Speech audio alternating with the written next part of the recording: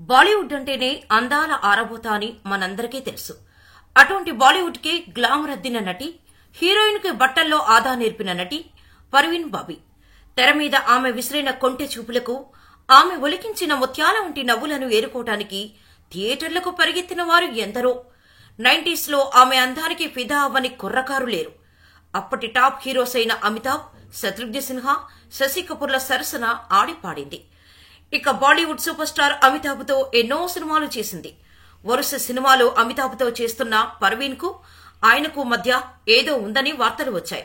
కానీ అప్పటికే అమితాబ్ కు జయా బచ్చన్ తో పెళ్లైంది.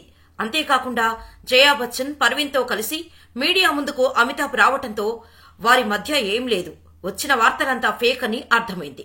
కానీ పర్వీన్ మాత్రం అమితాబ్ ఓ గ్యాంగ్స్టర్ అని, తనను కిడ్నాప్ చేసి చంపడానికి ట్రై చేశాడని సంచలన కామెంట్స్ చేసింది.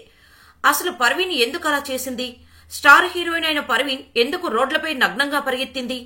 పర్వీన్ నిజంగా 50 మందితో ప్రేమలో పడిందా?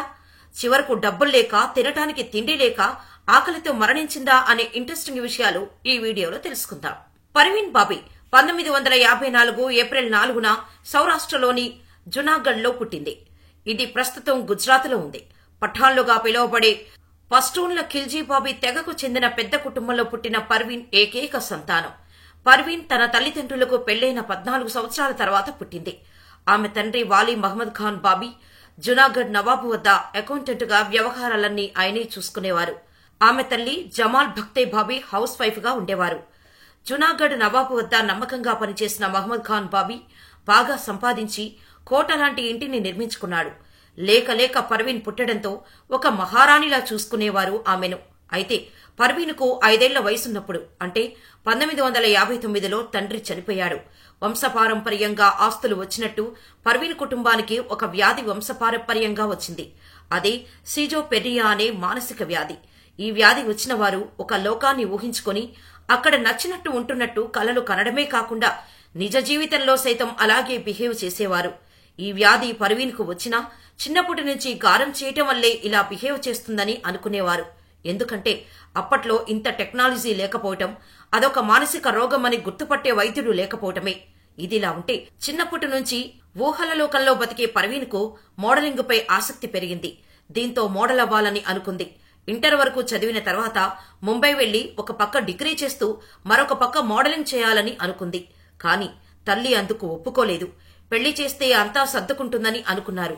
దీంతో పాకిస్తాన్లో ఉన్న రిలేటివ్స్ లోని అబ్బాయిని పర్వీన్ కు సరైన జోడీ అని అనుకున్నారు. అతను ఇంటర్నేషనల్ ఎయిర్లైన్స్ లో పైలట్ గా వర్క్ చేసేవాడు. దీంతో ఇద్దరికి 1971లో ఎంగేజ్మెంట్ కూడా చేసేశారు. ఇది జరిగిన కొన్ని రోజులకే ఇండియా పాక్ వార్ స్టార్ట్ అవడంతో పెళ్లి క్యాన్సిల్ అయిపోయింది. దీంతో పర్వీన్ డిగ్రీ చేయడానికి ముంబై పంపించారు. బీచ్ వ్యూ ఉన్న 4 BHK ఫ్లాట్ ని కొని పర్వీన్ కు ఇచ్చారు తల్లి. ఇక ముంబై వెళ్లిన తర్వాత ఓ సినిమా ఆడిషన్స్ కి వెళ్లింది పర్వీన్. అక్కడ ఆమె western dress looks and cigarette కాల్చే విధానం చూసిన చరిత్ర మూవీ డైరెక్టర్ ఆ సినిమాలో అవకాశం ఇచ్చారు. అలా మొదటిసారిగా చరిత్ర మూవీతో బాలీవుడ్ సినీ తెరపై కనిపించింది పర్వీన్. ఈ సినిమా ఫ్లాప్ అయినప్పటికీ ఆమె అందాల ఆరబోతకి అవకాశాలు వెతుక్కుంటూ వచ్చాయి. మొదటి సినిమా ఫ్లాప్ అయినా నిర్మాతలు క్యూ కట్టారు ఆమె ఇంటి ముందు. కాల్ షీట్ల కోసం పోటీ పడ్డారు దర్శకులు. పర్వీన్ బాబీ గ్లామర్ అలాంటిది. ఇక మజ్బూర్లో ఆమె చేసిన నీల పాత్రకి మంచి గుర్తింపు వచ్చింది. దివార్ మూవీతో పర్వీన్ కెరీర్లో వెనక్కి తిరిగి చూసుకోనవసరం రాలేదు. దీంతో డిగ్రీ చదువుకు ఫుల్ స్టాప్ పెట్టేసి పూర్తిగా సినిమాలపై ఫోకస్ పెట్టారు. మజ్బూర్లో అమితాబ్తో నటించిన పర్వీన్ ఆ తర్వాత ఇద్దరూ కలిసి సుమారు 16 సినిమాలు ఏకధాటిగా చేశారు. దీంతో మీడియాలో వీరిద్దరి మధ్య ఏదో ఉందని వార్తలు రావటం, అమితాబ్ సైతం పర్వీన్ తో సన్నిహితంగా ఉండటంతో జయా బచ్చన్ కి అమితాబ్ కు మధ్య పర్వీన్ గురించి గొడవలు స్టార్ట్ అయ్యాయి. చెడ్డ పేరు వస్తుందని గ్రహించిన అమితాబ్ పర్వీన్ ను దూరం పెట్టేశారు. అమితాబ్ కు దూరం కావటంతో కొంత డిప్రెషన్ కు గురైనా త్వరగానే కోలుకుంది. దీంతో care not attitude, fluent English, complete క్లారిటీతో పర్వీన్ ఉంటుందని పేరు తెచ్చుకుంది. ఆమె రాకతో బాలీవుడ్ స్క్రీన్ కొత్త మెరుపులు సంతరించుకుంది. ఇదే పర్వీన్ బాబీ సిగ్నేచర్. బాంబే చిత్రసీమ అంతా ఆమె కోసం వెంపర్లాడుతుంటే పర్వీన్ మాత్రం డేనీ డెంజోంగప్ప కోసం పరితపించింది. కానీ డానీ, పర్వీన్ ఇద్దరూ సమాన వయసులో ఉన్నవారే. విలన్ గా డానీ, హీరోయిన్ గా పర్వీన్ మంచి గుర్తింపు తెచ్చుకుంటున్నారు. ఒకరితో ఒకరికి పరిచయమైంది.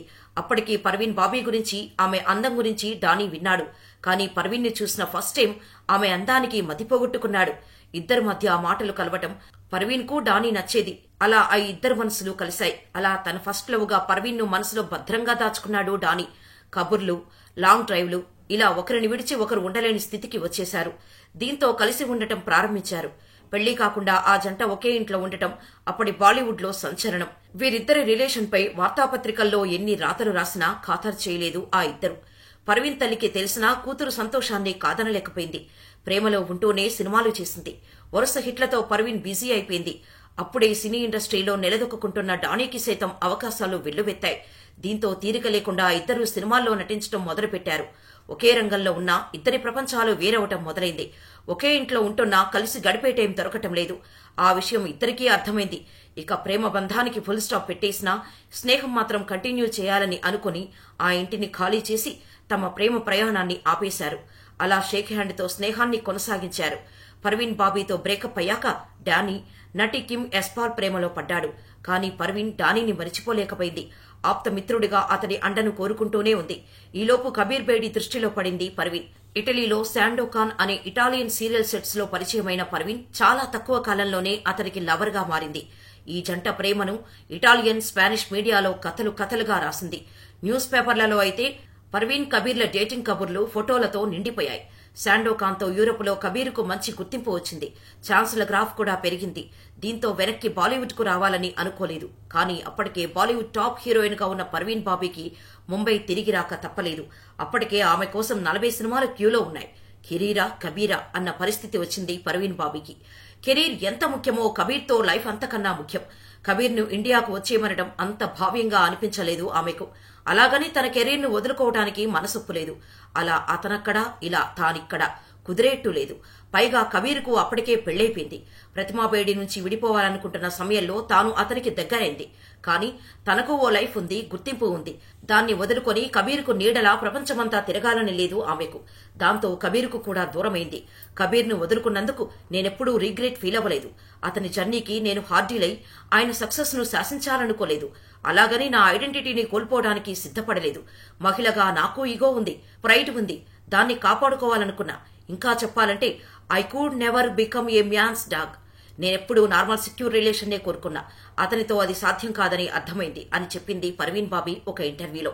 ఇక నిజమైన ప్రేమ తనకు దొరకదేమో అని బాధపడేది పర్వీన్. తను చేసే సినిమాల్లోని విలన్స్ క్యారెక్టర్ నుంచి చిన్న చిన్న రోల్స్ చేసే వారితో సైతం స్నేహం చేసి, వారితో డేట్ చేసి, వారిలో నిజమైన ప్రేమను వెతుక్కునేది. కానీ వారంతా పర్వీన్ ను సెక్సువల్ గా యూజ్ చేసుకునేవారే కానీ నిజమైన ప్రేమను మాత్రం అందించలేదు.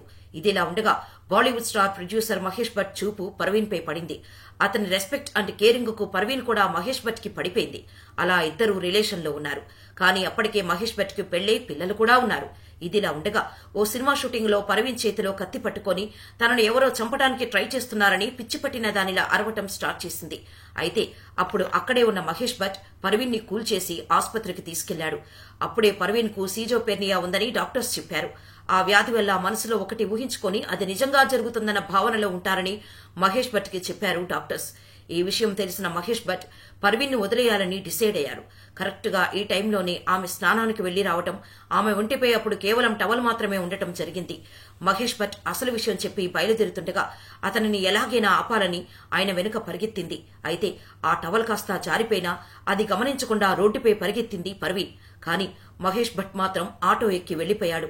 అయితే రోడ్డుపై నగ్నంగా పరిగెత్తుతున్న పర్వీన్ ను చూసిన అక్కడే ఉన్న మీడియా వాళ్లు ఫోటోలు తీసి next day Parveen naked photos ప్రచురించారు.